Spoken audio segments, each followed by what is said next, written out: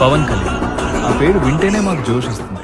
కానీ బ్రో, ఆ మనిషి పడిన కష్టాలు, మీడియా దెబ్బలు తిన్నాడు, వ్యవస్థ ఎదిరించింది, స్వంత వాళ్లే దూరమయ్యారు.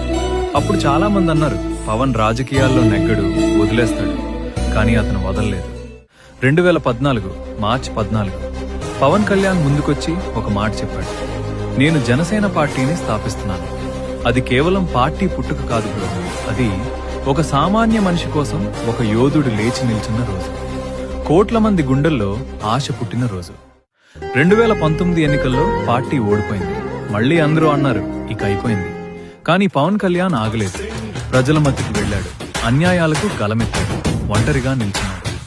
నిజమైన నేత అంటే అదే బ్రో, గెలిచినప్పుడు కాదు, ఓడినప్పుడు కూడా ప్రజల పక్కన ఉండటం. 2024 జనసేన గెలిచింది. పవన్ కళ్యాణ్ డిప్యూటీ సీఎం అయ్యాడు. అది చూసినప్పుడు బ్రో నాకు కళ్ళల్లో నీళ్లొచ్చాయి.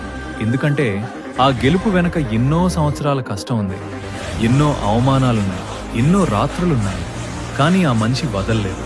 మార్చ్ 14 నాకు ఒక పాఠం నేర్పింది. ఎన్ని ఒత్తిళ్లు వచ్చినా, ఎంతమంది నమ్మకపోయినా, ఎంత కష్టమైనా, నమ్మకంతో నడిస్తే గమ్యం తప్పకుండా వస్తుంది. జనసేన ఫార్మేషన్ డే కేవలం పార్టీ పుట్టినరోజు కాదు, ఇది ఒక కళని విశ్వాసంతో వాస్తవం చేసిన రోజు. జై జనసేన.